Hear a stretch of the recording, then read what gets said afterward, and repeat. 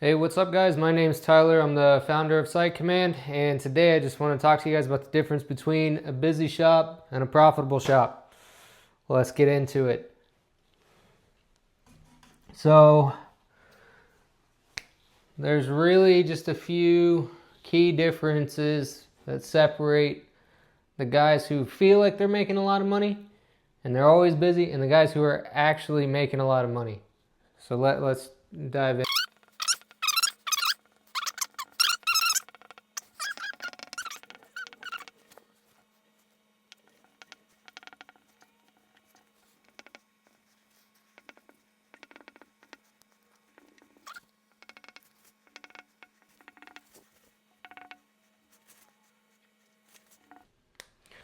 Okay, so as you can see, we've got the busy and the profitable. They've got the same revenue.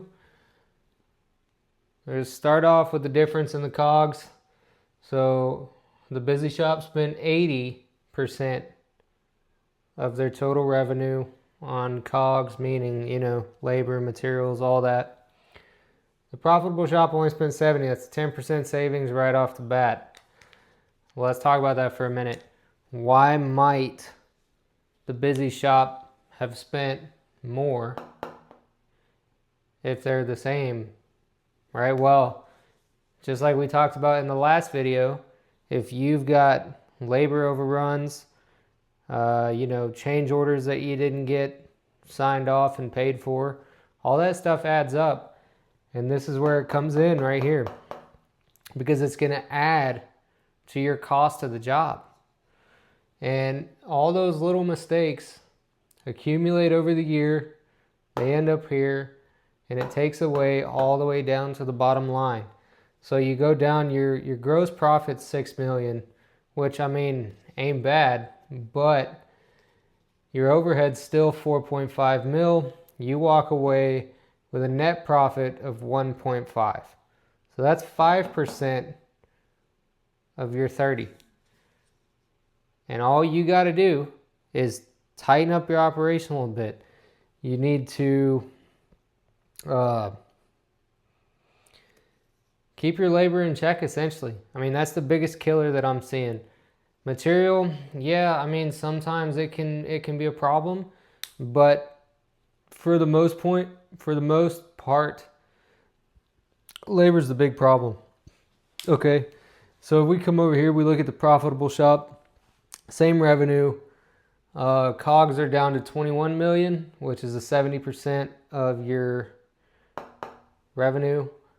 And, just keep going down. So 21, we got 9 million for your gross, which is 30%. So here again, your 10%, your labor overruns, like if you had a 2-3 overrun on all your jobs and that added up all year, well, this guy didn't have that, and that just keeps dropping down lower and lower. His overhead was the exact same, 4.5 million.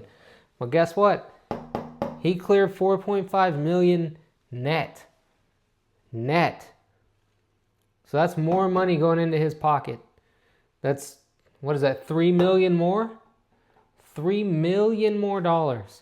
And all we're talking about is making sure that you have good systems in place to get the guys going, to be effective, to capture all the change orders, all that stuff, so that you can go from making 5% bottom line to 15% bottom line. Obviously, you can change out your numbers and your percentages to fit whatever you do. Just draw this out in a notebook or whatever and see where you're at.